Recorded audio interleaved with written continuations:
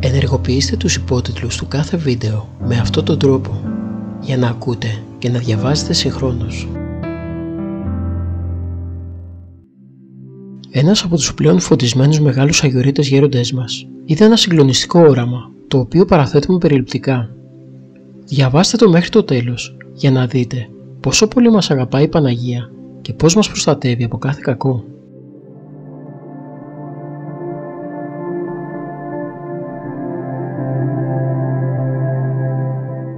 Η Παναγία μας γονατιστεί μπροστά στο Χριστό.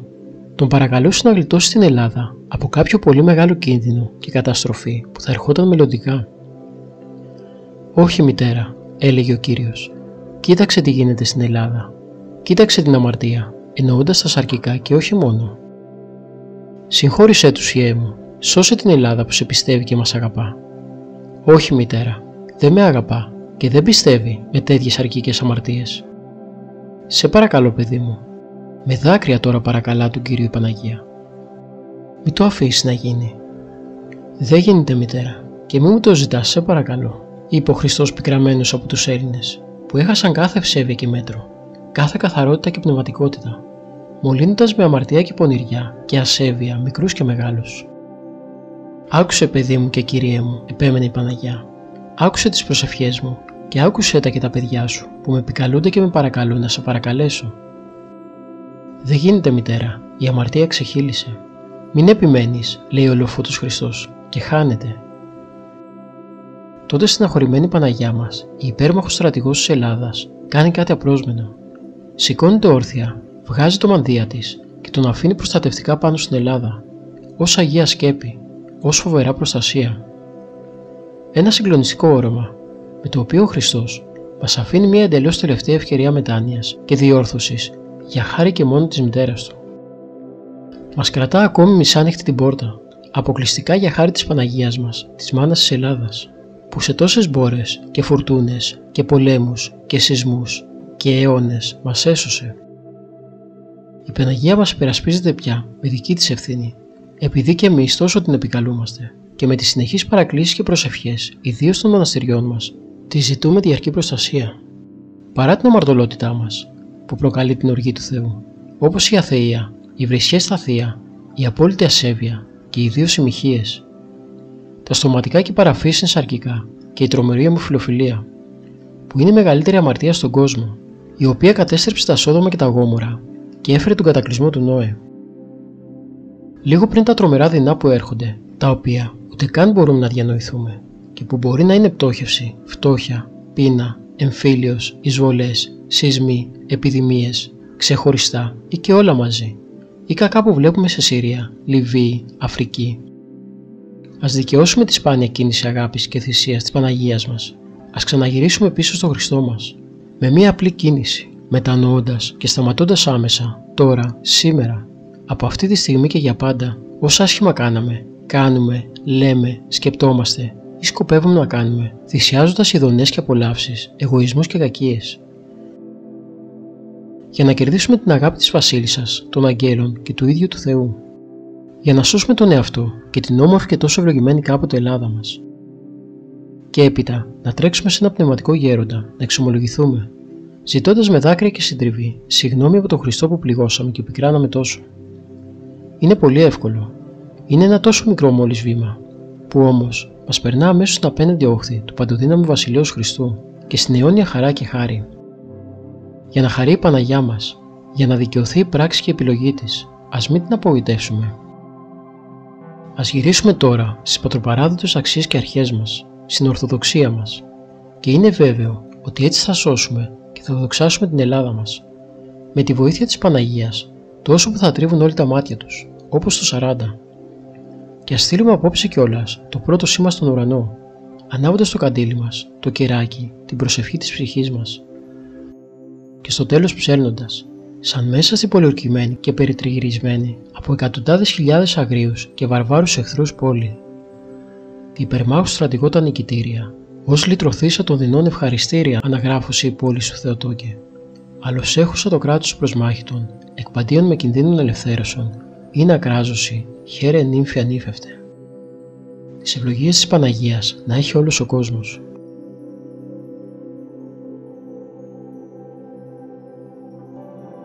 Εκτός από τα θαύματα που έχουν καταγραφεί κατά καιρούς σχετικά με μεμονωμένα πρόσωπα, υπάρχουν και ορισμένα που η ιστορία έχει καταγράψει, επιβεβαιώνοντας την ειδική σχέση που έχει ο Ελληνισμός με την Παναγία.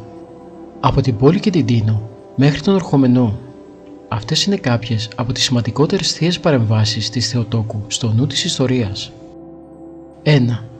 Όταν Άβαροι και Πέρσες πολιορκούσαν τη βασιλεύουσα. Ζωντανό θαύμα της Παναγίας είναι η σωτηρία της Κωνσταντινούπολης από τους Αβάρους και τους Πέρσες, οι οποίοι πολιόρκησαν την πόλη από ξηρά και από θάλασσα, ενώ έλειπε σε εκστρατεία ο αυτοκράτορος Ηράκλειος.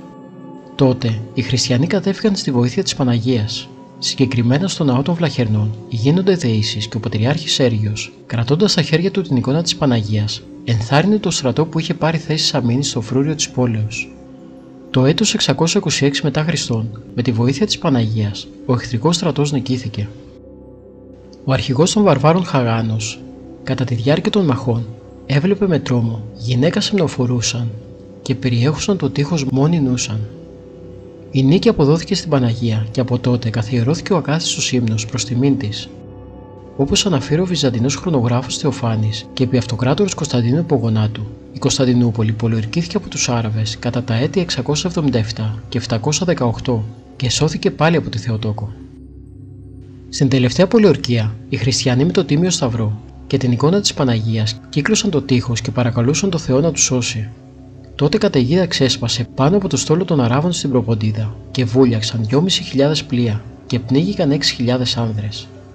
Ακόμη, επί αυτοκράτορος Μιχαήλ του Τρίτου, το έτος 860, η Κωνσταντινούπολη με τη βοήθεια της Παναγίας αναχαιτίζει την επιδρομή των Ρώσων και γλιτώνει από τον κίνδυνο. 2. Οι τορπίλες στην Τίνο. Κατά το Δεύτερο Παγκόσμιο Πόλεμο, το 1940, η Παναγία και πάλι προστάτευσε την Ελλάδα.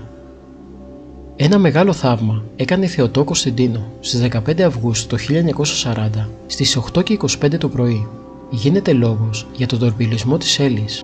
Η μία τορπίλη που εκτοξεύτηκε, όπως έγινε γνωστό αργότερα από το Ιταλικό υποβρύχιο, βύθισε το πλοίο και μία δεύτερη αστόχησε, γκρεμίζοντας μέρος του μόλου του λιμανιού. Υπήρχαν όμως και άλλα δύο επιβατικά πλοία εκείνη την ώρα κοντά στην Έλλη, που ήταν και εκείνα στόχοι των Ιταλών, τα πλοία Έλση και Έσπερος. Τα πλοία Έλση και Έσπερος βγήκαν αλόβητα από τις τορπίλες. Η μία πέρασε δίπλα από την πόλη του Έσπερου και η άλλη κάτω από τα ύφαλα της Έλσης. Η Παναγία έσωσε χιλιάδες προσκυνητές εκείνη την ημέρα. 3. Το μεγάλο θαύμα στον Ορχομενό.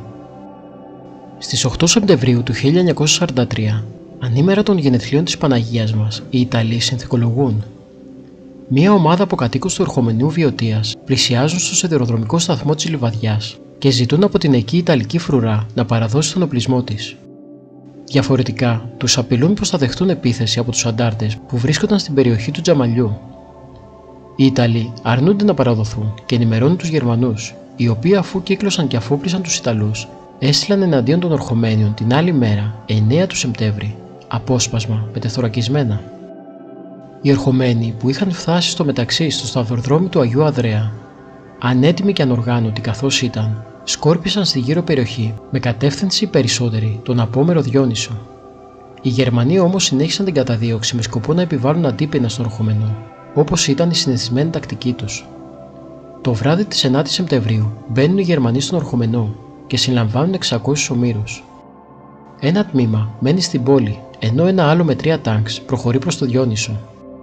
Λίγο έξω από τον Ορχομενό είναι κτισμένη η πιο αρχαία εκκλησία της Βιωτίας, αφιερωμένη στην κοίμηση της Θεοτόκου, παλιό μοναστήρι της Κρυπούς. Είναι ακόμη μεσάνυχτα. Η φάλαγγα έχει προσπεράσει 550 μέτρα το ναό, όταν ξαφνικά το πρώτο τάγκ ακινητοποιείται στη μέση του δρόμου. Μπροστά τους, οι Γερμανοί βλέπουν μια μεγαλοπρεπή γυναίκα με το χέρι ψωμένο σε απαγορευτική στάση. Το δεύτερο τάγκ προσπαθεί να προσπεράσει το πρώτο, αλλά πέφτει σε ένα χαντάκι, ενώ το τρίτο τάγκ ακινητοποιείται σε ένα χωράφι, μέσα από το οποίο προσπαθούσε να περάσει. Ξημέρωσε 10 Σεπτεμβρίου. Ο Γερμανός διοικητής Χόφμαν ζήτησε από τους κατοίκους ένα τρακτέρ για να τραβήξει τα τάγκς. Τότε συνέβη και κάτι άλλο θαυμαστό. Τα βαριά αυτά άρματα μετακινήθηκαν από το τρακτέρ σαν άδεια σπιρτόκουτα. «Θαύμα, θαύμα», φώναξε ο διοικητής και ζήτησε από τους κατοίκους να πάει στην εκκλησία. Εκείνοι τον οδήγησαν πράγματι στο ναό. Ο Γερμανός, στη θεομητεωρική εικόνα του τέμπλου, αναγνώρισε τη γυναίκα που εμπόδισε τη φάλαγγα να προχωρήσει. Έπεσε αμέσως στα γόνατα και φώναξε με θαυμασμό: «Αυτή η γυναίκα σας έσωσε, να την τιμάτε και να τη δοξάζετε». Ο ορχομενός σώθηκε. Ο Χόφμαν διατάζει να ελευθερωθούν οι 600 μελοθάνατοι και υπόσχεται πως μέχρι το τέλος του πολέμου η πόλη δεν θα πάθει κανένα κακό. Οι κάτοικοι ευχαριστούν και δοξολογούν την προστάτητα Θεοτόκο για την ανέλπιση σωτηρία τους. Ο ήλιος γέρνει στη δύση. Τα τάγκς φεύγουν με τα πυροβόλα κατεβασμένα γιατί νικήθηκαν από την υπερμάχου στρατηγό του ορχομενού. Για το λόγο αυτό, η Παναγία της Κρυπούς, εκτός των άλλων ημερομηνιών, γιορτάζει και στις 10 Σεπτεμβρίου με λιτανία και μεταφορά της εικόνας στον τόπο που ακινητοποιήθηκαν τα τάγκς. Όσο ζούσε ο Χόφμαν, παρευρίσκονταν και αυτό σχεδόν κάθε χρόνο στις 10 Σεπτεμβρίου για να ανάψει ένα κερί και να τιμήσει την Παναγία μας. Της αφιέρωσε μάλιστα ένα μεγάλο καντήλι και χρηματοδότησε την πρώτη εικόνα με την απεικόνιση του θαύματος. Οι πληροφορίες για τα γεγονότα στον ορχομενό προέρχονται από το βιβλίο «Εμφανίσεις και θαύματα της Παναγίας», έκδοση της Ιεράς Μονής Παρακλήτου.